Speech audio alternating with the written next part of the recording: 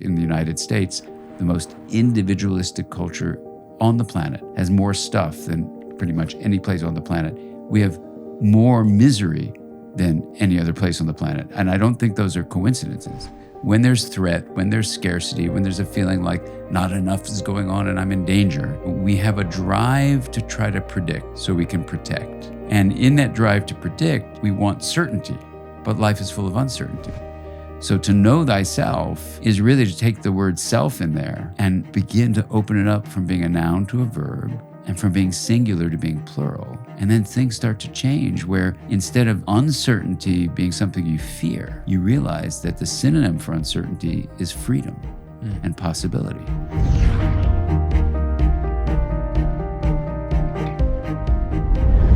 Hello, beautiful beings. Welcome back to the Know Thyself podcast, where every single week we get the privilege and opportunity to sit down and be in conversation with an individual who can help us know ourselves and the world at deeper and deeper levels. My guest today is a very fascinating individual, somebody that I am very much so looking forward to having this conversation with. He is a clinical professor at the UCLA School of Medicine. He's the director of the MindSight Institute. He is a pioneer in an emerging field called Interpersonal Neurobiology, and he's the author of multiple New York Times best-selling books in the fields of parenting, the mind, and the nature of what it means to be human. His newest book, called Intraconnected, is available now, and we are going to be diving into these topics today surrounding the nature of self, belonging, and identity. So without further ado, the goal of this conversation is to extend an ancient invitation into these modern times and explore these topics with the diligence that they deserve. So without further ado, Dr. Daniel Siegel, welcome to the show. Thank you for having me, Andre. It's great to be here with you. Yeah, I'm really looking forward to this conversation. So without further ado, I would love if you can open up with some context as to what is your definition of the solo self? What is the solo self, and how does the construct of a mental solo self, how is that analogous to a cancer in modern society? Yeah. Well, it's great to be here on your podcast called Know Thyself. So I'll get to your question by beginning with your title. Mm-hmm. Know, the idea of what we can open up to and really feel in the sense of kind of this deep gnosis, Gnosis, which is kind of experiential knowing, but also noetic knowing, noesis, which is kind of conceptual knowing. So that's the know, but thyself, thy meaning your, and then self, what is that self? So in the journey that this body called Dan has been on, it's been kind of an amazing thing to become a part of the field of mental health, where for the last 70 years, we've been saying, you need self-actualization, you need self-understanding, you need self-empowerment, you need self-improvement, you need self-compassion, you need all these self-insights. And yet not that much positive has happened from the field of mental health, unfortunately. And I think part of that is because of this issue you're raising, that the self is constructed as separate in modern culture. Maybe not the way Socrates meant it with know thyself, and maybe not the way contemplative teachings teach it, and maybe not the way indigenous wisdom really conveys the idea that we are much bigger than the individual self. But in modern culture, derived originally from Western origins, we have a view of self, which we can get into, as separate. And when it's only coming from your body, then what do we call that? So in this journey of the book Intraconnected, I said, well, let's just at least name this with a term we can refer to, the solo self, that this source of the center of experience is centered only in your body. And then we go from there, and you could say, well, why is that a cancer, you're asking? And why do I talk about that in the book? As a physician, we deal with all sorts of medical problems of the body itself. And when we have a condition where part of the body has gone rogue and stops working with the rest of the body as a collaborative part of a larger whole, then you can call that an autoimmune disease where you're attacking yourself, in quotes, but you can also call it cancer, because what happens with cancer is a cell which is participating as part of a larger system.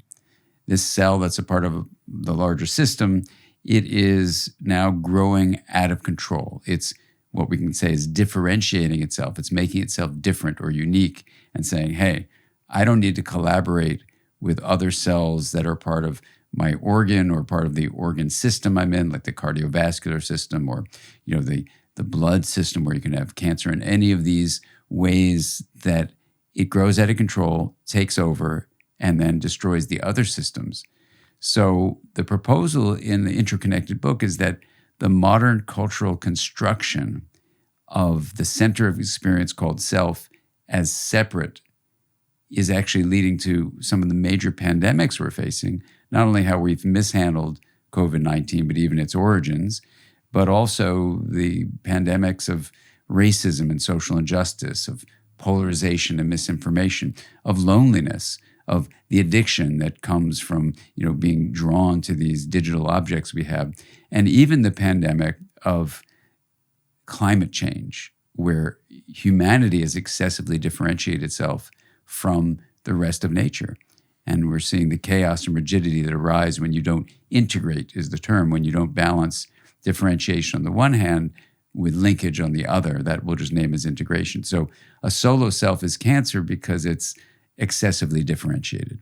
Yeah, I love that understanding. And you share in the book as well how anthropologists have been calling the culture in the States that we have is the most individualistic that there ever has been, whereas in other places like Japan, it's more collectivistic. And I just love the understanding seeing how individualistic we've become in our pursuits and how we relate to the world around us is in a direct correlation to a lot of the pandemics that we're experiencing. And I think it's really interesting. I actually wanted to bring this up. Shout out to Alana Mehta, who's a dear friend of mine that shared this with me. The definition of nature is the following: the phenomena of the physical world collectively, including plants, animals, the landscape, and other features and products of the earth, as opposed to humans or human creations. So inherently in the definition of nature is saying that humans are separate from it. Isn't that strange? Strange. Yeah, so strange. That's a great example of excessive differentiation through language, and that's very powerful. Thank you to your friend. And also, for all of us, we need to realize the words we use have a lot of power because they sit on top of concepts and categories that the mind uses to try to understand the world. And so when we see a definition like that, even like the simple phrase, self versus other, oh, wow, well, this is myself. And anything that's not myself isn't just not worthy of respect or dignity or taking care of it because it's the other. And especially when we're under threat, that self versus other distinction, that belief that there's an in-group versus an out-group, leads us to be very destructive in the world, unfortunately. Yeah, absolutely. Both on an individual and collective level. So I would love for you to share, how does this construct of the solo self and the origins of why it kind of exists, and especially in the culture that we exist, how does that create and promote more individualistic suffering on a personal level? Mm-hmm. Yeah. Well, I'm thinking about know thyself as a term. And I'm just thinking about everyone who might be sharing in our conversation, Andre, that you and I are having right now, and the conversation that could be had as a human family. And what comes to me about that is that there are, on the one hand, many forces pushing us toward the modern cultural construction of a self as separate, the solo self, that include, a longing for certainty in a world and a life that's filled with uncertainty. And then you can say, well, why does a solo self have certainty? Well, if you can say, who I am is this body, then I can get an illusion of control. Or the artist Rashid in the entry to the Brooklyn Public Library, she has this incredible quote: having discovered the flimsy fantasy of certainty, I decided to wander, right? Well, the flimsy fantasy of certainty is just a powerful phrase, but it's what drives us, because when there's threat, when there's scarcity, when there's a feeling like not enough is going on and I'm in danger, we have a drive to try to predict so we can protect. And in that drive to predict, we want certainty, but life is full of uncertainty. So we lock down things like what we do with our lives, or who we think is in our in-group, who's in our out-group, or what we think the self is or not. And what we do, and this is a strange way to term it, but we nounify. That is, we make the self a noun instead of a verb. And when we noun, we make it like an entity, a thing, that when it's an entity identity, it has the illusion of certainty. So that's part of the reason we come here. Now you can say, well, the other side of your question really is, well, what's the problem? Why does that lead to human suffering? Why does it lead to suffering in nature? Because when you're clinging to a falsehood that the self is separate, or that the self is a noun instead of the self is actually a verb and filled with uncertainty, then when you cling to that, you basically imprison yourself. And literally, your self is imprisoned into a nounified, rigid state. Now, you can say, well, come on. Yeah, we need some kind of certainty in life. What's wrong with at least saying yourself is in the body? Well, here's what's wrong with it. Then you say, well, okay, my parents told me myself, Danny, is in this body. I go to school, I become Dan or Daniel, and they say there's Daniel in that body. And, it wasn't until I had this accident, that I talk about in the book, where, something happened and I lost my identity from a horse accident. And, fortunately I didn't die or break my neck, but, it was kind of a wake-up call that if knocking my head on the ground was a horse accident and I was dragged on the ground, could knock out my experience of identity. But I was wide awake, but yet without a name, without words. And it was really joyful, actually, even though I had all these injuries. Then what is identity? Well, what that taught me and what it can teach all of us is that identity is constructed. An identity that goes, hey, I am only in this body, gives me a feeling like, okay, I can control it. It has certainty. That's great. That's the reason it gets reinforced. But what's the downside of it? The downside is I start living where I said, well, this doesn't feel quite right. Something's not right, but I don't know what. I mean, I was told I'm Dan in a body. Danny, here's this guy. I'm supposed to do things. Well, what am I supposed to do? I guess I'm supposed to get stuff. Okay, let me get stuff. Let me get 20 units of stuff. All right, well, I'm still unhappy. So what do? 40 units of stuff. Now I've got the 40. I'm still unhappy. Maybe I should produce stuff so other people buy the stuff. So I'll have 4,000 units of stuff and they'll buy the 40 units of stuff.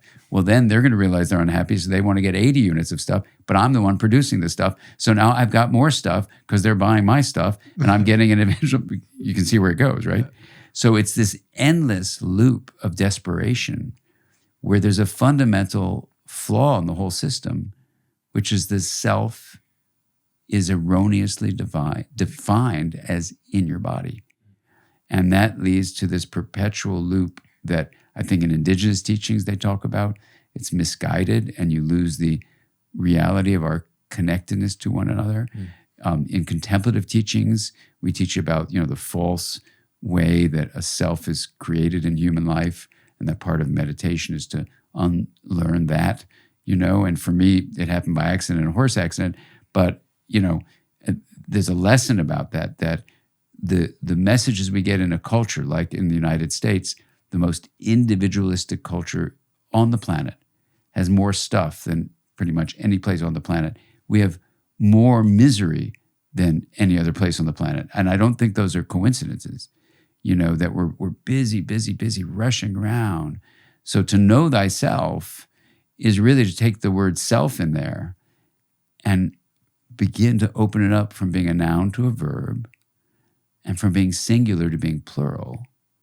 And then things start to change where instead of uncertainty being something you fear, you realize that the synonym for uncertainty is freedom and possibility. So everything begins to shift.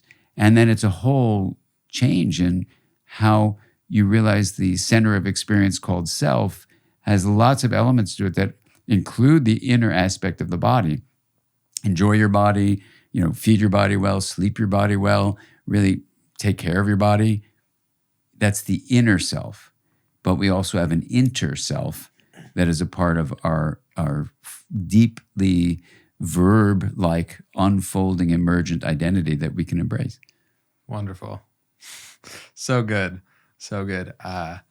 It's just like, as you've been touching on, the limited identification of a small portion of who we are as a self.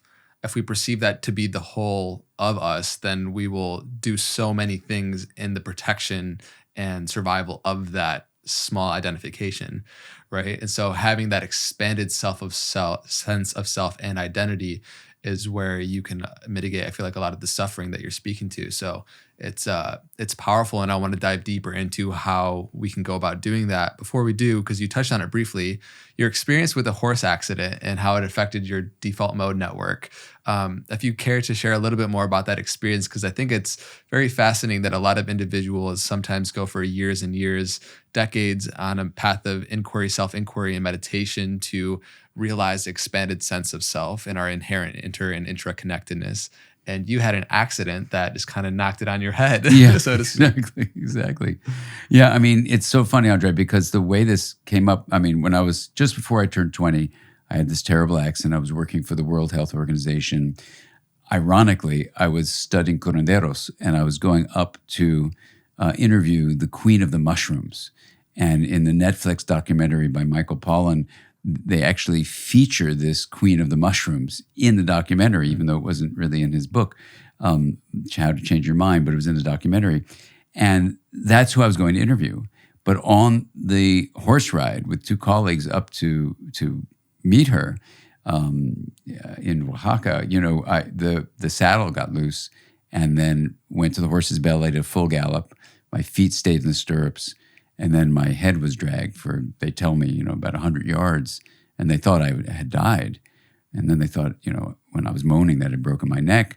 And I did destroy my face. But the bigger thing was I had no identity for about 24 hours. So, later we learn, what are the neural mechanisms inside the network of neurons we call the brain in your head, and how does that help construct a narrative self? So we can talk about that. But I had that experience right when I was turning 20, and then I kind of forgot about it. I could feel a shift in who I was, and it was kind of lighter and more humorous, and I never took the name people would say to me. I sort of initially was like a joke, like, why are they calling me Dan? That's kind of funny. It's just a constructed thing. But then I kind of forgot about it on a conceptual level until decades later. I mean, literally probably over 30 years later, yeah.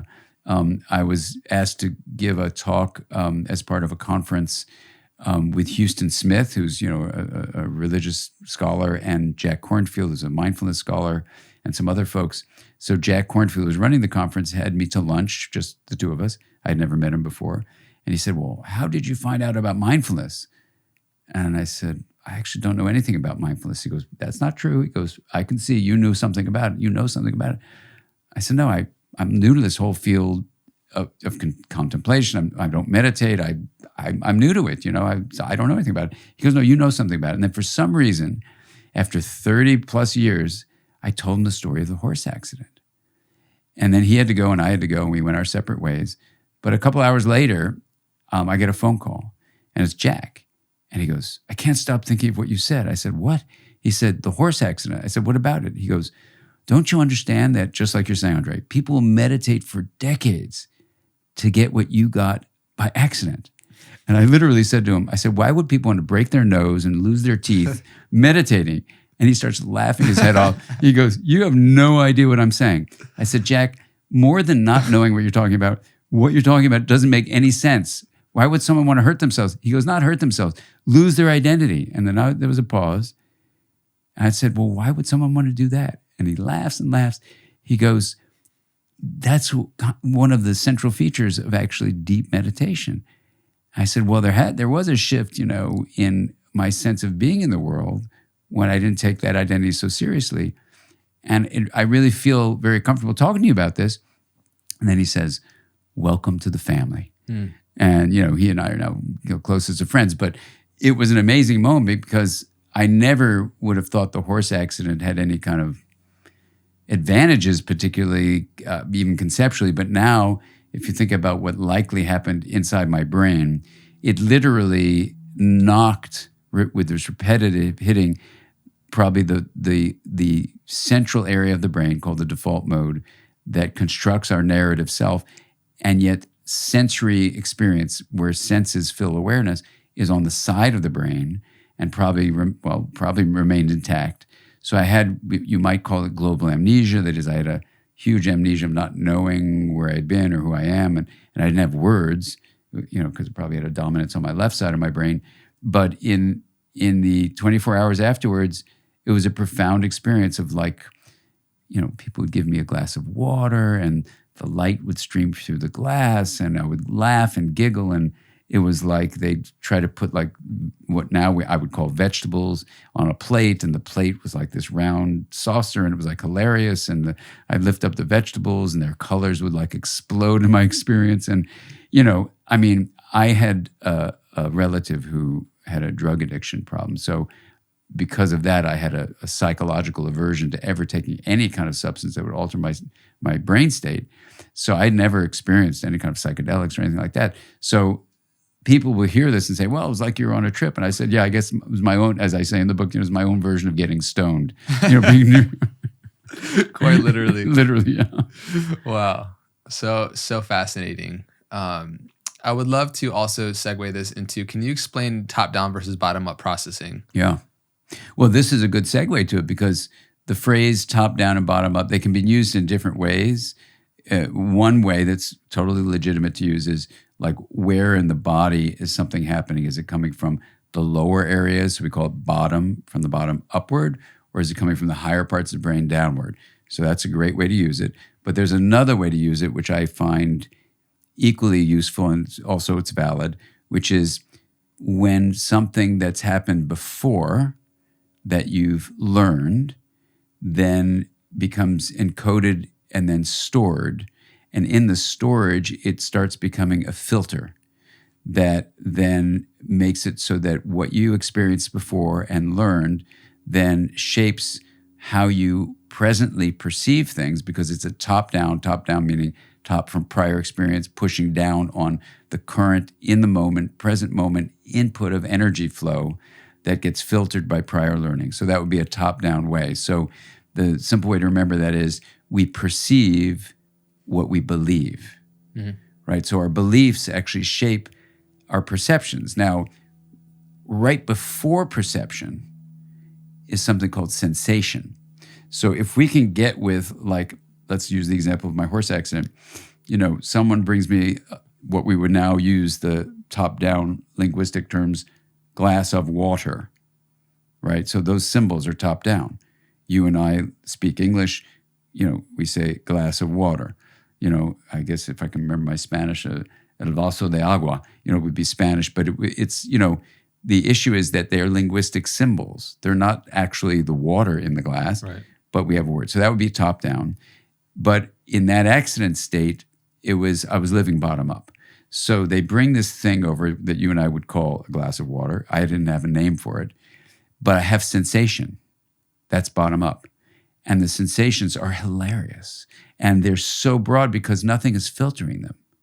It's as if I've never seen a glass of water before. I certainly don't have a name for it.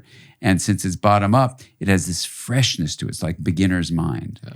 So what I tried to describe in the book was the idea that, especially with modern languages like English, we have a lot of nouns. So we do a top-down constraint of experience, and we make everything like an entity, rather than a more verb-like bottom-up unfolding that we can't really control or contain, but it has a freshness to it with this beginner's mind. Mm-hmm. So bottom-up would be sensory input. Now, we do live in a body, and it does have its own, limitations and constraints. So you could argue everything is constructed to some degree because we live in a body. But I think it's fair to say that it's possible to have experiences, like I did after the horse accident, where sensation is freed from prior learning. And even though you're living in a body, you do have this kind of freshness without much filtering. Mm. That's powerful. You said when sensation is freed from prior learning. I feel like, and I would love to get your perspective, that a lot of the joy and peace that we can cultivate comes when we can experience reality and not the conclusions we've placed on things. And we see a tree or a bird and we know the scientific name of it, then it's like, okay, we think we figured it out. We think we know what it is. And we take away that beginner student mindset of witnessing what is spontaneously arising in the moment and allowing that to be so fruitful. And, how the vast majority of the human population is operating within top-down processing of, and of course it serves its purpose, right? But the overuse of top-down processing is, how would you correlate that to not being able to experience the freshness and joy of life? Well, Andre, that's so beautiful. Let's just pause what you just said. Just so beautiful. Yeah, I would just say yes. But I can feel in my body just the beauty of what you just said, and to just sense from a bodily point of view, whatever arises from what you just said, Andre, for everyone listening, each of us have the capacity to distinguish top down from bottom up. You don't have to almost get killed in a horse accident or take psychedelics or, whatever, you don't have to. Every moment we have the opportunity to really awaken to this distinction. How am I filtering incoming experience versus how am I just being present with sensation?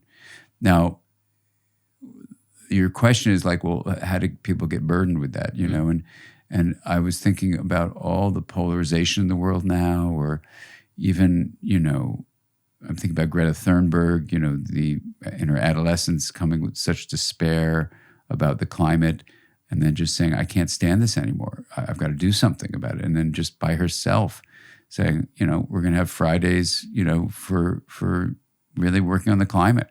And suddenly millions of people are doing this with her. She could be present through her despair and just say, this is what I need to do in her view. Yet when you would get adults around who might say, yeah, look, the climate is a problem, but we have this issue and that issue and this issue. When people would drop beneath those top-down opinions and perspectives and drop with bottom up, then we could feel each other and feel like, okay, we are nature. Unlike that definition you talked about, we are nature. So how do we take care of one another? And we have a fun term, we, which is me plus we. But the idea is, we is that, okay, you have a body and it has top-down processing, but we can be responsible human beings on the planet and say, thank you, top-down learning. Now, how do I get with a broader reality that comes from bottom up? And you can call this systems intelligence or systems knowledge, or it's really a way of, coming back to what you asked earlier, it's really a way of embracing the fact that uncertainty is a synonym for freedom, and so top down tries to give us that flimsy fantasy of certainty. Bottom up, you say, I can't control things. I can't be certain of things, but I'm willing to be present for things. Yeah. And you drop into that. And, I'm a scientist, but I'm going to say this as a scientist. There's lots of reasons to believe that the fundamental thread of the tapestry of reality is based not only on connection, but on love. And so then what you do is you go, wow, you mean if I drop out of that top-down fantasy that I've constructed, that many people construct, of certainty, and drop into uncertainty and access freedom and possibility, that what arises is something that will drive my behavior towards love, which means kindness and compassion and caring and a greater good. And, I think the answer is yes. So then hopefully with that top-down concept, you can say, I'm willing to let go of top-down because love will guide me. And I really deeply, deeply, deeply believe in that as just a scientist with looking at the data. But then from an experiential bottom-up place, it's what people describe when they get into this open awareness, this field, which is a field of linking and love and, the ways that we can just trust that. So beautiful. And it's interesting to see all of the typical struggles that we would face in a human experience that just dissolve with this simple switch in perception and opening and awareness. I think that we live in a culture that tells us we need to like love ourselves so much. And I feel like the perspective shift is that we don't need to love ourselves. We need to realize ourself is love. Yeah, yeah. And the way that you're speaking to is a really beautiful, subtle, but powerful shift in understanding. I think this is such at the core root of the divisiveness that is so prevalent in our culture today. And I actually want to share a quote from the book, Interconnected, which is available now. This is the first time I've ever heard a quote from this book. This is wow, incredible. Let me open this up, and yeah, I think it just flows nicely into what we're talking about. This is page 232. The world is not always kind, not always compassionate, not always integrative. Our human history of survival-based evolution leans us towards tribalism, and adding to this tendency is our genetically inherited, neurally mediated, socially reinforced propensity toward in-group and out-group evaluations. For these evolutionary and survival-based reasons, our species has culturally evolved with practices of exclusion that externally tell us to what and to whom we can belong. And I think that is just so powerful. And yeah, I just would love for you to riff on that and see how important is it for us to develop an inclusive identity in the pursuit of mitigating so much of the divisiveness that we have between in and out groups. Yeah. Wow. Thank you for reading that. And the first thing I think to begin with in your question is people, I think, go along with how they're thinking and how they're dividing people up and the feeling they have like, this is my in-group and I'm going to really protect them, or that person's in the out-group and I'm going to really keep myself away from them at the most neutral, or worse, do things to harm them. So because people tend to rationalize why the way they feel and the way they think is good, we have an interesting challenge, because we do have evidence that for probably around 50 million years of primate history, we've done this in-group, out-group distinction thing, hostile to the out-group, kind to the in-group. So it's been with us for a long time in our evolutionary history. So for the last, 200,000 years as human beings, as that branch of the primate line, we've made it more sophisticated, right? This in-group, out-group stuff. But we do have something called alloparenting. And what alloparenting is, unlike other primates or other mammals, we actually share caregiving with other members of our community besides just the mother or the father. And that allo means other, and parenting is the person who takes care of you when you're a kid. That alloparenting is really important because it means the human mind needed to really tune into other minds, right? And that beginning of empathy to really sense the mind of someone else allowed us to become incredibly collaborative. We then harnessed the neural machinery that allowed us to make representations of other minds to probably understand our own internal world for what's called insight. So this becomes really, really, really important. And then probably around 30 to 40,000 years ago, I was just in the Grand Canyon and we actually saw some they were kind of like rock drawings from the Zuni individuals, indigenous people who still live there actually. But we know in other settings that for 40,000 years, 40 to 30,000 years, we've actually made drawings. So we make representations of experience and mental life. And this alloparenting story just tells us that, we are creatures that we're telling stories and we're having empathy and insight most likely. And 15,000 years ago, we have evidence that, there's someone who had damaged their arm and we patched up their arm. And we knew that if we did some action now at this moment in time, then in the future, that person would be better. So we could have acts of compassion. It took energy, it took time, but we took care of each other. Now, I say all that because with the 50 million year history of primates, you might go, oh my God, we're really in trouble. There's no hope. But with the last at least 40,000 years, we're storytelling creatures. And part of the story of not just genetic evolution, but cultural evolution is that through story and through the way we communicate with each other, like this podcast, through conversation, you can actually start shifting cultural evolution in a different direction than it's going in terms of being at business as usual, let's say, in modern times is the individualistic construction of the solo self. So what you can then see from all that is that this passage that you just read invites us to say, we may have a body that has a vulnerability.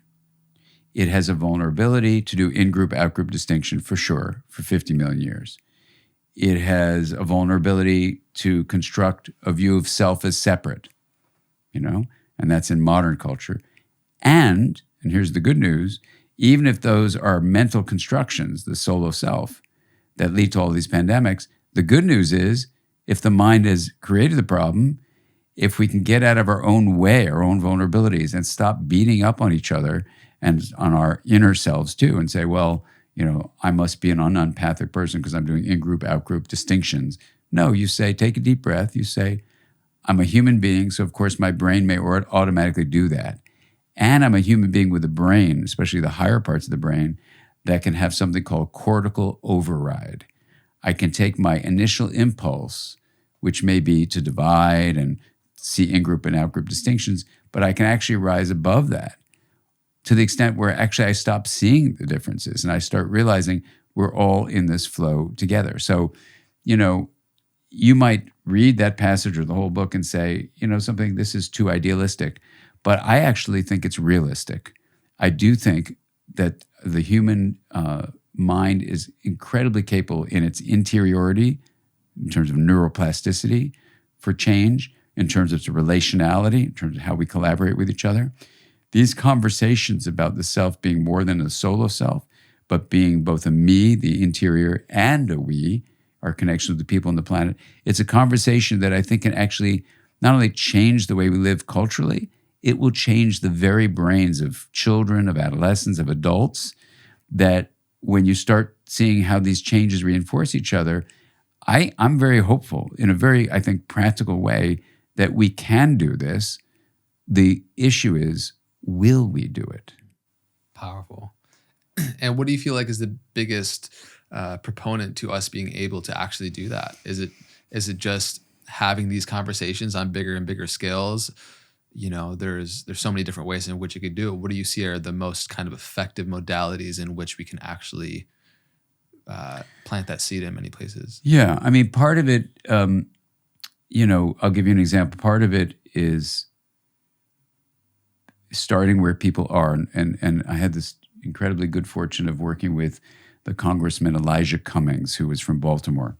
And Elijah was a black man who was very concerned about the black-white tension and violence that was going on in his hometown in Baltimore. Yeah. So he had me come, and together we did this workshop where we had people from the black community, people from the white community, have never met with each other before. We brought them into a room, and the tension was so intense, you could just feel it in the room. And then I did this process called the Wheel of Awareness, which was this 25-minute reflective practice where people are able to see the things they're aware of on this metaphoric rim of a wheel and then drop into pure awareness on the hub of the wheel. And then we let the practice come to an end. And then people start talking to each other from a place of love and a place of connection. And Elijah was like blown away. He couldn't believe that these are not meditators. These are just citizens of Baltimore who, with this simple invitation to find that space that's in each of us, this open, pure awareness, where, connection, open awareness, and love, which spells the acronym COAL, that's kind of what is in that hub. Now, in that case, we were all at a workshop. You can't have everybody in a workshop, so what do you do? So for me, the answer is offering people steps, very practical steps, and there are 2 appendices in the book that just offer the wheel and these integrated movement series. But the idea is that when we're walking around in the community and we can see someone who is of a different political party than we are, or a different religion than we are, or a different skin color than we are, or your different socioeconomic status, to really feel what that feels like. And maybe initially there's, oh, they're in the out group, I don't want to be a part of them, they're not my in group. But take a deep breath around that. And then to open up, and it's what you can, in the book I call it an identity lens, to let that identity lens widen. So instead of having your in group at the most limited be inside your skin, that it's just you. You're the only one in your in group. And that's not just friends and family. But now you open up, say it's all human beings. And you widen it even further to all living beings, to plants, to fungi, to animals, and then things start to shift. Because unfortunately, the research shows that when you're under threat, these circuits that allow you to have this wider sense of compassion literally shut down. So then it becomes our responsibility to say, okay, I'm under threat, so my in-group is very tight because I'm really tightening my identity lens. Take a few deep breaths. If you do the wheel practice, access the hub, and then open it up. And so this is something I think, to put it simply, people can learn they have an identity lens. People can learn they can work with it. And it's not to get rid of the me. This is not me to we. It's me plus we is we, and I think that gives people a lot of freedom. Yeah, I think that's a really important distinction, that it's not either or, right? That it's like you don't have to sacrifice the self that you identify as a body. It's just your body, and there's a lot more than just the small limited version of who you've identified as. And so how did that distinction come about? I know when you were coming up with "mui," it's a funny term, but I think it's really important to also understand that it's yes and, it's you and the collective, and it doesn't have to sacrifice the self that you've known necessarily. Oh, exactly. I mean, it literally came. I was working with some of these issues years ago, and so I gave a talk called "Me to We." And one of the students, we have online classes, and she was there in person, but she was an online student. And she said, you really make me mad. I said, why do I make you mad? She goes, you're a hypocrite. I mean, you're giving a talk, me to we. Didn't you tell us that feeling the senses of the body is important? I go, yeah, it's really important. She goes, isn't that me? I said, yeah, that's you. She goes, well, and shouldn't I know the history of this body in terms of my attachment experiences? I said, absolutely. She goes, well, that's me. I said, yeah, that's you. On and on we went about taking care of the body, sleeping the body, enjoying the body. And she said, but look at the title of your talk. Me to we is a phrase that means get rid of me and only go to we. I said, you're absolutely right. I go, so that's an error. So I'm sorry. She goes, we'll come up with something else. So I said, well, okay, how about not only me, but in addition, add we? She goes, well, that's too clunky. So I said, okay, well, integration is a process where you differentiate and you link. But in the linkage, you don't lose the differentiation. So it's not like blending. It's a very special quality of integrating. So it's more like a fruit salad than a smoothie. You're not grinding everything up, making it homogeneous. So I said, so I guess if you had to integrate me and we, you'd go me and we together is mui. And she goes, that's it. So it was out of that little conversation that I said, okay. And then I put it into the Wheel of Awareness practice as part of the practice at the end. And people started really resonating with it, with exactly what you said, Andre. They said, I don't have to choose between it's either me or we. But there was no word in English, at least, or any language we could really find, that has the integrity of both me and we as one word. Because us is like we. It's like, well, we're just collective. So it's not going individualistic to collective. It's something, it's an integrated identity. And it kind of relates to where the word intraconnected comes from. Yeah, please share that. Yeah, which was, I was working with some system scientists, and we were trying to study these things called relational fields. And so anyway, we took ourselves as a team to a retreat. And the retreat was in Colorado. And 3 days of the week-long retreat was in isolated locations in a forest. And we were there for 3 days, and it was a very profound experience. We come out, and we're around this circle in the forest, sharing what the experience was like. And all my wonderful colleagues were saying things I could really resonate with, like I was interlaced with the forest, or I was interconnected, or they referred to Thich Nhat Hanh's beautiful term, I was interbeing with the forest. I was, interwoven, all these interwords. And then it was my turn. And I'm kind of like, a nut about words. So I said, I resonate with what you're all saying. It's so exciting to hear it. And at the same time, I can't use the inter prefix, which implies a betweenness, because the experience that happened was after a couple of hours, I was the trees. I was the creek. I was the sky. I was the body called Dan. And I was all of it. So the connection was not between. It was like a withinness. It was intraconnected. And they go, oh, yeah, interconnected, right, fine. And then we left the forest, and I got back to, technology, got to my computer. I was taking some notes on what the experience was like. So I would type in intraconnected, and the word processor would continually autocorrect it to interconnected. And I thought, God, what's wrong with my word processor? And there is no word intraconnected. So then I thought, well, that's really peculiar and maybe significant, that if at least the English language doesn't have a word to talk about the connectivity within the whole, only connectivity between the parts, who's speaking for the whole, right? The WHOLE. So then I said, okay, well, then I guess I should turn this into a book. And I really wanted to call it Mui, but my publisher said, no one knows what Mui means, so make that the subtitle. So it's interconnected, and then it's Mui, me plus we, as the integration, right? Because it's really integrated of self, identity, and belonging. Powerful. And it's such a beautiful shift in language. I'm also big on language, and just the word interconnected relates to a separate self being connected with something else separate, and there being a thread of connection. But intra, you're like speaking to this natural coherence, consilience withinness that is within both. Exactly. Yeah, exactly. Earlier you said, and as you go on your journey and you start to dive deeper into the nature of self, I have, and most people somehow do also have the experience that there's a spontaneous bliss, peace, joy, love that seems to be the fabric of our truest existence. And you, somebody who speaks the language of the modern science and modern times, I think what you're doing is so important for the evolution of humanity and the way that I see it, because you're crossing the bridge from ancient wisdom traditions that have said these things for thousands of years into a time where people can really understand and digest the information in the language that they've learned.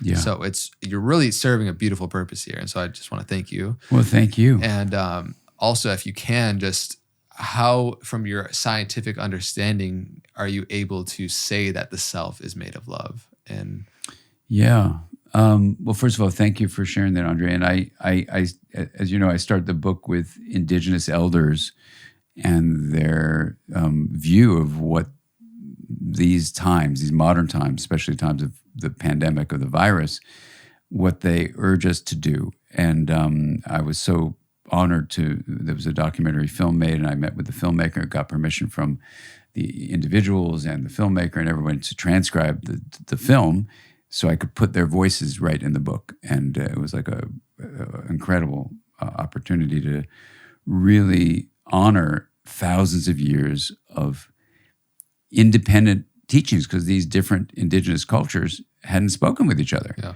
And they share a few examples of like what different. I mean, just the idea that, that who we are is nature, and that. And the different tribes from where they were. From where they were. Yeah. So some were from the Inuit in Canada, in what we now call Canada. Yeah. Some were from the Aboriginal. The Aboriginal in what we call Australia. In New Zealand, there were people from Maori. There were people from South America. I refer to the Taíno from South America also. There were folks, also I'm leaving one group out, from the Celtic tradition, but they were living in France, not in Ireland, but they were from the Celtic tradition. Mm-hmm. And from Mongolia. Those were some of the folks. Mm-hmm. And it was a deep, deep teaching about seeing ourselves in systems terms. I would use from a scientific point of view. They didn't use the word systems, but that we are fundamentally woven with nature. And from your question about love, each of them spoke about love.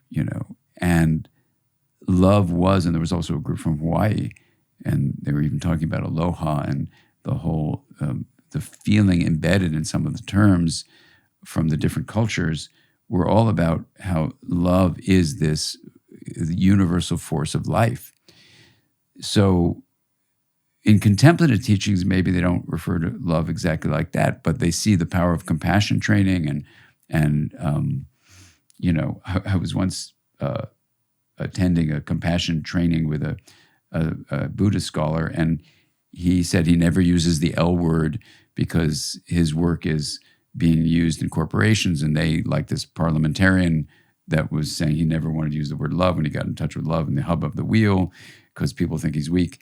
That word love, for some people, I guess, in the corporate setting or the government setting, is thought of as weakness, which to me, it's like the exact opposite. When you get in touch with, as a scientist, I'll say this, with what feels like the universal force of life is love. And being in touch with it is the opposite of weakness. It's courage, it's strength. So if we have like structures, governments, corporations, where love is banned, I mean, think about how decisions are made about taking care of the individuals in that system, or taking care of the people in a country, or taking care of nature that we're all fundamentally part of. So it's almost like, in systems terms, a system is components that interact with each other, and the whole system is that combination of the node of the system and the way energy and information is shared within the system. It's almost like the node, which is the body, has confused itself as the whole of the self, when in fact the system is the self, and we are aspects of it. And whether you think of that in spatial terms, like, okay, your body's there, my body's here, or in time terms, like our bodies are here now, who was here 200 years ago, who's going to be here 200 years from now. When you let time and space stop being dimensions of separation, then what begins to happen is you start feeling into the love that links us across all those dimensions. And then things like facing death start to feel very different. I feel very different about the death of this body since I've written this book. And, my deepest hope for this conversation we're having here, and the book is really just like a conversation, inviter, is to say, well, gosh, what would happen if it became where indigenous teachings, contemplative teachings, and scientific teachings, and the larger frame of kind of the rationalism of modern culture, plus the spiritual traditions from thousands of years ago, what if these all stopped being separate? And we could see the consilience, the common ground that is shared. Then you start saying, well, then you live from love.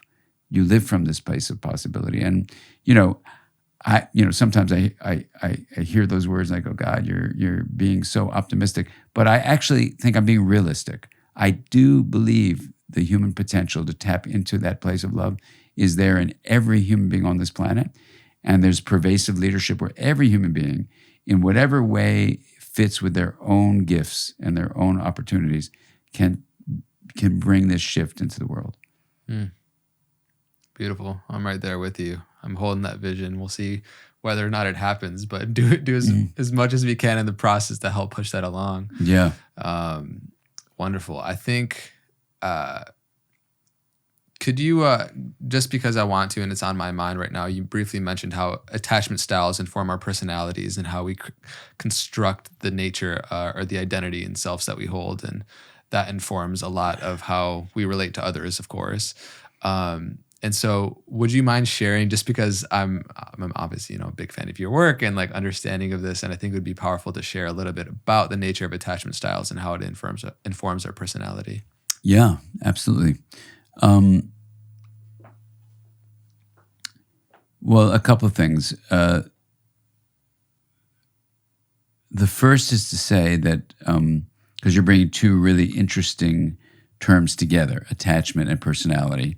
So I want to make sure that,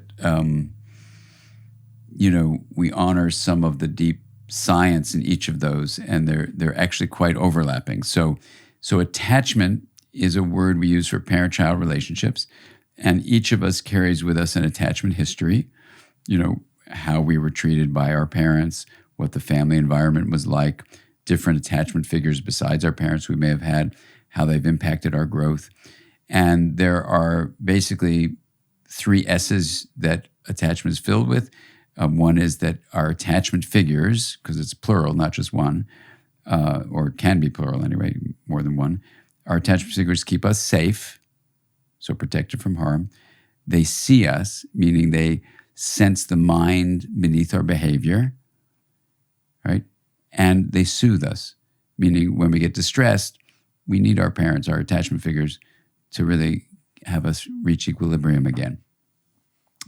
When we have those 3 S's met reliably, and when there's ruptures to that, it's repaired, because there's no such thing as perfect parenting. If you write parenting books, believe me, then you get the 4th S, which is security. And essentially, secure attachment is a form of resilience. It doesn't guarantee anything, but it makes it more likely you'll have rewarding relationships with other people. You'll be able to be having insight into your own inner processes.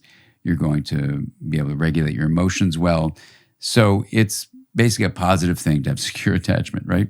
And in the United States, about 55 to 65% of the population with their primary caregiver, the caregiver with whom they're spending the most time, have secure attachment.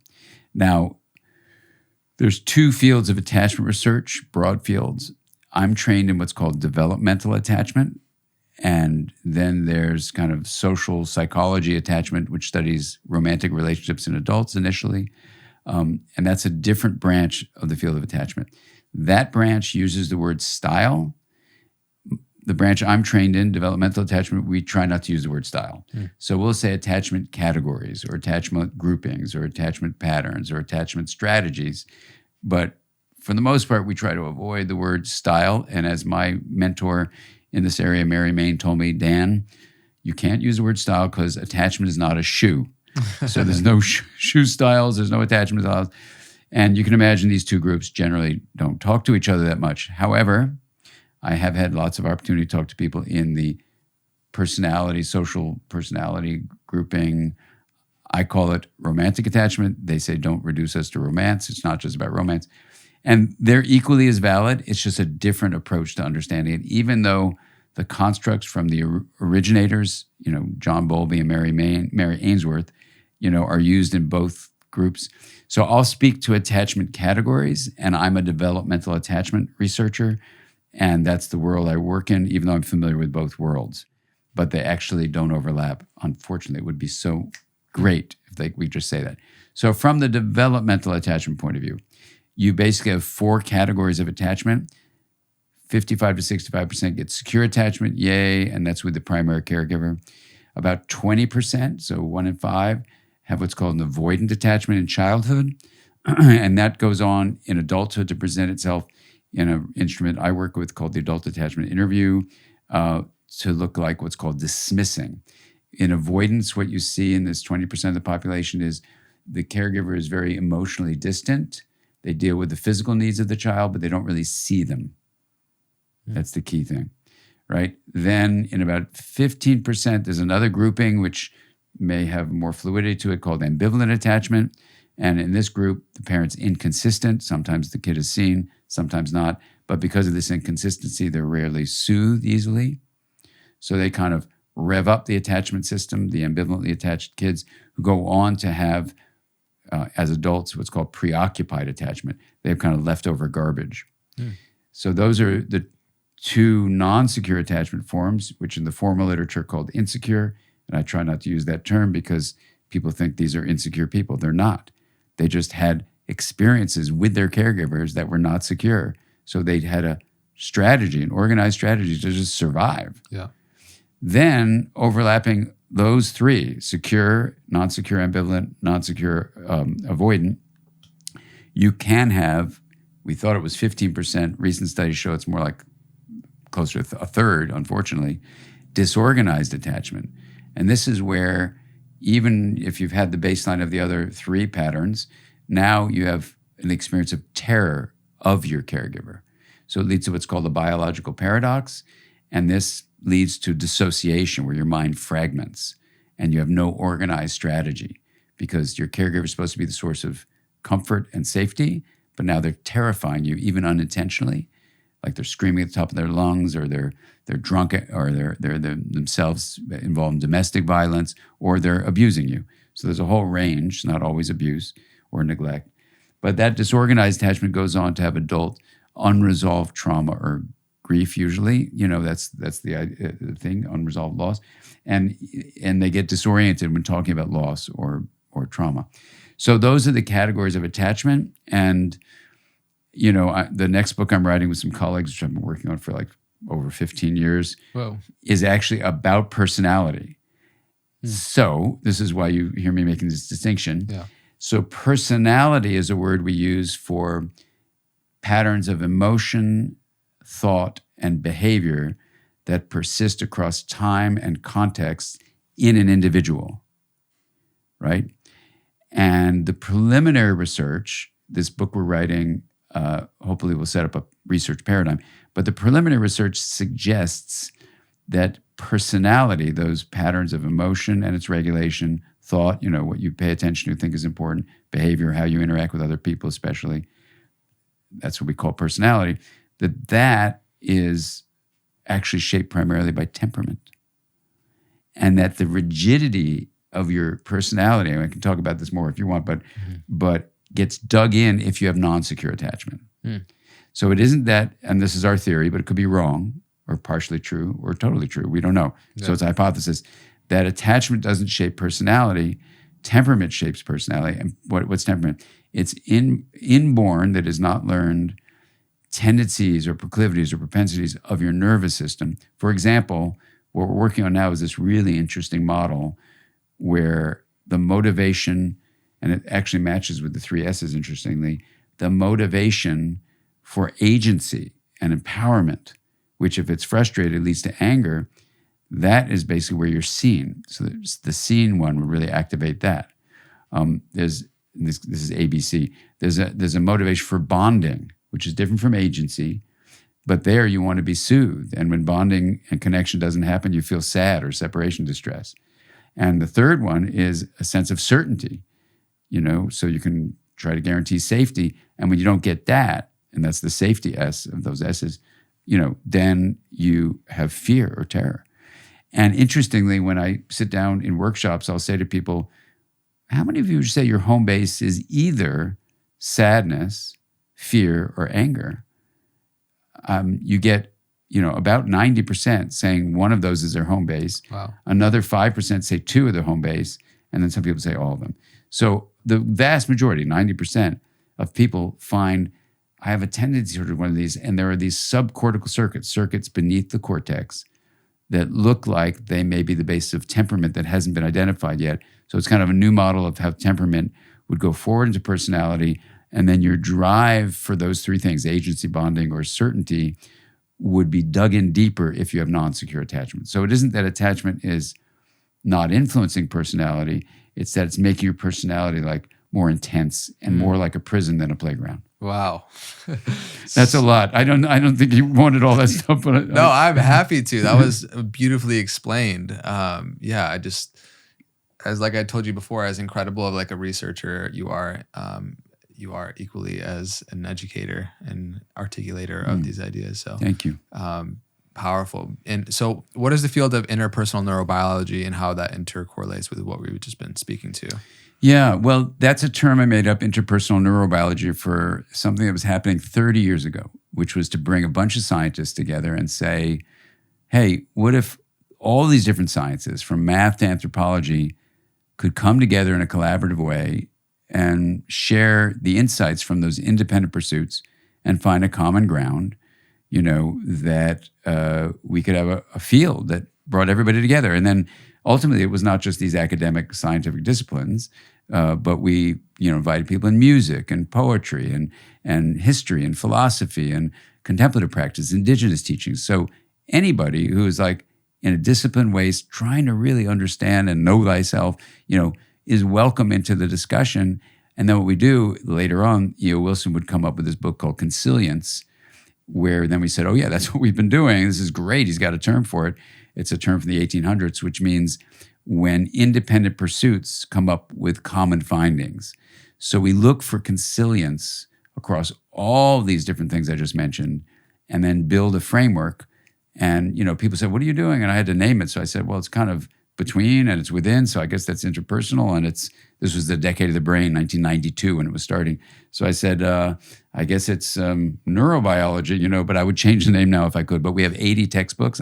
I'm the founder of a series of books that other people write, so we now have 80 textbooks in the Norton series on interpersonal neurobiology. So I've been told I cannot change the name, which is fine. As long as people realize it's not a branch of neuroscience or neurobiology. It's just a term, a phrase, interpersonal neurobiology, for this consilient framework for understanding reality. Powerful. Is there one insight that you find consilience between that's most profound between the ancient wisdom traditions that you spoke to and newer scientific understandings? Yeah, I've talked to a lot of indigenous elders about this, and I have had the deep opportunity to teach with contemplative scholars of various sorts. And though they don't name this, it seems embedded in their wisdom traditions or contemplative practices, indigenous teachings from thousands of years. And that's a process we can name as integration, that when you honor differences and promote linkages, we're just going to name that integration. Even math doesn't have a name for that. But math does say that this process of balancing differentiation on the one hand and linkage on the other leads to what's called optimal self-organization.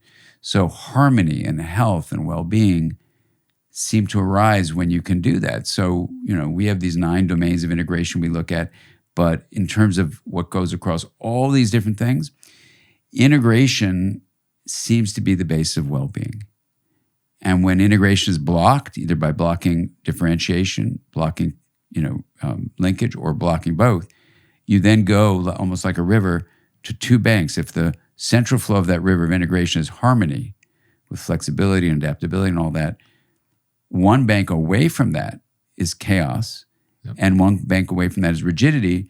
And then you go, oh my gosh, and you look at, in my field, mental health, every symptom of every syndrome is chaos, rigidity, or both. And then when you do, for example, brain studies of people with that, quote, condition, they have impaired integration in their brain. And then if you look at things like mindfulness practice, what does it do? It integrates the brain.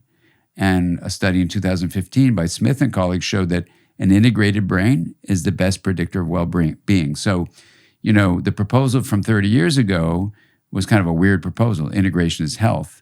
But it turned out to be not only consilient with, all these different views of reality, but empirical studies since then have just supported that. We wouldn't say proven, because that's a big thing to say it's proven, but it's the hypothesis that has zero research to go against it and tons to support it. Wonderful. Powerful. So, this everything that we've been diving into today, I just think is so important for the times that we live in, and people actually being able to make a real-time shift in this process of integration that you're speaking to, understanding what is the nature of the mind, what is the nature of the self, and how we can find integration and promote ultimate well-being, which you spoke to so beautifully. And so to kind of, as we're wrapping up, what are some practices or tools that you found most well promote the process of integration? Mm-hmm. Well, in the book, there's this integrated movement series where 9 domains of integration are looked at, and their relevance to intraconnection are there. The one practice, if you're saying one practice, would be the wheel of awareness, where we start with consciousness and then basically say, look, if consciousness is needed for personal change and consciousness is needed for public change and planetary change, which I think it is, and we've just said it looks like integration is the base of well-being, what if we brought those 2 consilient ideas together? And what if we said, okay, how do we integrate consciousness? So this is what happened, when I was a therapist. I said, okay, how do I apply this in working with the people I have the privilege to work with? So I said, well, I guess you'd integrate consciousness. Well, how would you do that? Well, you would differentiate, let's see. You differentiate the knowing of being aware from the knowns that are different from awareness. Like if I say, good afternoon, Andre, you have the sound, good afternoon, Andre, and you have the awareness of the sound. Those are different. So in a metaphor kind of way, actually in my office, there's a table that we still have, where there's a center glass of the table and there's an outer wooden rim. So I would bring my patients, my clients up from the chair where they were sitting. I say, here, come around the table. They go, okay, what are we doing? I say, well, and they're used to me doing weird things. I said, we're going to integrate consciousness. And they go, what? And I go, yeah, just try this out. Picture awareness in the hub of this table. No one wanted to call it the table of awareness, so it became a wheel. And there was the rim is the wooden part, and then the singular spoke, which represents attention. And then we would differentiate, for example, on the rim, 4 segments of the rim, all energy flow patterns. Some energy from outside the body that you pick up with seeing and hearing, smelling, tasting, touching. Then you go to the second segment of the rim, which is energy flow from inside the body, muscles, bones, genitals, organs, heart, lungs, intestines. Then you move the spoke over again to the third segment of the rim, which are mental activities, likely brain activity in your head. And this would be like emotions and memories and hopes and dreams and longings, thoughts, images, stuff like that. You explore those in different ways. Then ultimately in the beginning model, you go to the fourth segment of the rim, which is your sense of relationality to people on the planet. But in an advanced step, and I talk about this in a book, Aware, and then there's a guide to do it in Becoming Aware, you learn how to bend the spoke around before you move over to that fourth segment, and you aim attention right into the hub. For some people, they like that visual image. Other people like sending the spoke out, pulling it back in to the hub. Other people like to just leave the spoke in the hub. Other people like to dissolve the spoke and just be in the hub. It's all the same visual metaphor. How do you just rest in pure awareness in the hub, right? This metaphor for the knowing. And that's where amazing things happen. And, before the pandemic, I did this, literally my assistant added it up with over 50,000 people. And when, they would take the microphone and say, this is what happened to me in the hub, that's where people talked about it. I felt connected before, more than ever before. I felt this open awareness, which of course it's the hub, that's what it is. And I felt love. And, it's where the shift happens, where you pull away from the rim, which is, I think, where the constructed solo self rests. And you're able to drop into the space of energy. And in these various books, including Intraconnected, I talk about this, when people would say phrases like, it's empty but full. Over and over again, they'd say, I said, well, what do you mean by that? They go, well, I don't know what I mean, but it's just what it is. It's empty, but it's full. Mm-hmm. Can you say more? No. Okay, thank you. Over and over, from all over the world. I mean, I did this literally everywhere but Antarctica. Everywhere. People could be never meditated before in their lives. People could be at the beginning of their careers, the end of their careers, this gender, this religion, that religion, running monasteries, it didn't matter. They would say this. And so I thought, well, where's the science of empty but full? And, I had already proposed years ago that the mind was an emergent property of energy flow. And I had the opportunity to be with 150 physicists for a week once in an old monastery, now a retreat center. So I said to them, well, what's time? Because I had the time to ask them. And I said, what's energy? And they said this thing, energy is the movement from possibility to actuality. So I took a piece of paper in my journal. I started mapping it out with some students. I showed it to the physicists, and they said, yeah, that's what we mean, but you're putting that with mental experience and consciousness. We don't really know anything about that, but that fits with the physics. So it's basically where at the bottom of this graph, you have the maximal possibilities are sitting there. And then when an actuality arises from that pool of possibilities, it goes up to a peak on this graph where it's 100% certainty. So that would be an actualization. But when you drop back into the pool of all possibilities, that's where you have this thing where there are no actualities.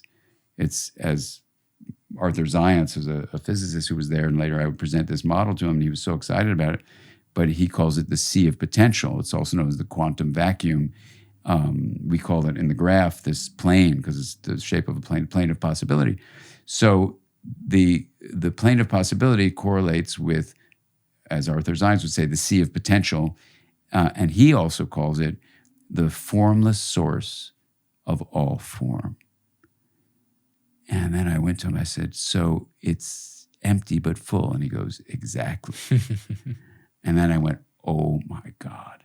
So the graph that I drew for the physicists looks like it corresponds to the image of the wheel in the following way, that actualization is like a thought, I'm separate, becomes a peak on the rim. And if I have, like, even below the rim, a subsection of how many things might arise, we call that a plateau. I might have a plateau of the separate self and only thoughts of I'm separate, you're part of my in-group, you're the out-group. All that would be in the graph, these plateaus and peaks. But when you drop into pure awareness, the hub, instead of like a plateau and peak as a point on the rim, it looks like pure awareness at least correlates with the plane of possibility, which, according to the physicists, correlates with their sea of potential, the quantum vacuum. So then it became really, really, really exciting, because you could look at the science of energy, look at the proposal, mind is an emergent property of energy, and then see consciousness itself, the awareness of consciousness, as the position in this probability distribution curve was in the plane of possibility, and that's where awareness arose. Why that's the case, I have no idea. No one has any idea. But when you have a thought, or when you have a notion, it becomes a plateau. And then when a thought arises from that notion, it becomes a peak. And then you can begin to work with this distribution where people can realize, oh, in that moment, in that state of mind, I was in a certain plateau. I had a plateau of separateness and contraction, and I thought those were the others, and I didn't care about those people because their belief systems or their skin color or their whatever, and I need to get out of that plateau, which has become a prison for me, and access other possibilities which are resting in the plane. And so as we give people access to this, then what arises from there is basically this portal of integration to arise. And in that sense, love is sitting there in the plane of possibility. It's all about linkage. Love and linkage would be the kind of physics view of what love is. But, when you realize that this plane of possibility seems to be the portal through which integration can arise, when we let go of that flimsy fantasy of certainty and drop out of the view of, identity as entity to try to guarantee some image of certainty, and then you get out of that nounification of a plateau view of self, you drop into the plane of possibility, and then you let love happen. You don't make it happen. Integration naturally arises, and then you are like a conduit through which love just expresses itself. So good. So beautiful, so poetic. I love it. How long is the process of the Wheel of Awareness if you were to guide? 25 minutes. Okay. And we give it away for free. Our accountant thinks we're insane. Maybe we could have a sample platter here, but we'll guide people to a website where drdansiegel.com, the web. Our accountant says, why are you giving it away for free? He said, because the world needs it. So, so you can go there, do the Wheel of Awareness. There's all sorts of, things. We have programs and ways of, basically taking interpersonal neurobiology, we're like the brick and mortar home for it, and saying, look, everybody's invited. This is a big conversation that's important, and everyone needs support by collaboration and finding their own gifts, as they say in the Potawatomi Nation, as Robin Wall Kimmerer says in Braiding Sweetgrass. Everyone's responsible for knowing their own differentiated gifts, we would use that word, and then giving it back for the greater good. So in Interpersonal Neurobiology at the Mindsight Institute, we're just basically all about saying, this is a human journey we're on, and let's do this together because we can. And the big question is, will we? And this is giving people the collaborative oomph, having the courage, the collaboration, the creativity to find the different ways that we have pervasive leadership. Each of us can contain leadership to try to really shape our conversation away from business as usual, which didn't work. That's fine. We don't have to beat up on ourselves. Say, that didn't work. That recipe didn't work. Okay, let's cook a different meal. Let's do this. And together we can do this. Wow. So good. So powerful. I feel my sponge is full from the value that has come from this podcast. Is there anything else on your heart that you want to share before we start to wrap up? I think these days it's possible to feel really a lot of despair. It really is. And I was meeting with a dear friend and mentor of mine, Joanna Macy. She's 93, the age of my mom. And she was saying, Dan, a lot of her students, a lot of her colleagues are burning out from caring so much. And what I said to Joanna, which I'll maybe say here is just a thing, is that in the bodies we live in, if we have the courage to care, then we may see the challenges in the world more as threats and say, oh my God, it's a threat. I got to fight it. I got to fight it back. I'm going to run from it. I'm going to flee, or I'm going to freeze, or I'm going to faint. And all these reactions to threat are part of what's called a reactive state of the brain. They're exhausting. They're not meant to live for more than a few seconds, a few minutes, maybe an hour.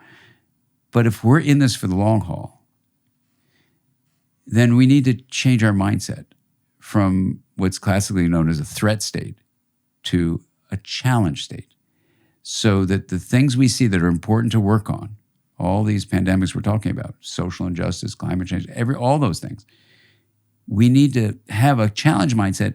And so what I said to Joanna, which I'll say to you, is, we can see every morning when we wake up that this is a dance we're in. And how does the challenge become a dance partner? And what's the music for today? And then we say, okay, come on, let's have a dance. Let's do the cha-cha. Let's do the rumba. Let's do a pas de deux. Let's do a duet that is going to we don't know where it's going to go. And if you let love and integration come through you, then the dance will move us in the right direction. So good. So good. Thank you so much for the work that you're doing and the way that you're sharing. Thank you. Really appreciate you. I appreciate you, Andre. Thank you. Yeah. And for people that can find, Interconnected, all the links will be down in the description below. People can find you on your website as well, which will be linked down below. Again, Dr. Dan, thank you so much for being here. And for everybody that's been tuning into the Know Thyself podcast, thank you for coming on this journey with us as we discover the true nature of self-identity and our place as we belong here on this earth. Thank you so much. Until next time, be well.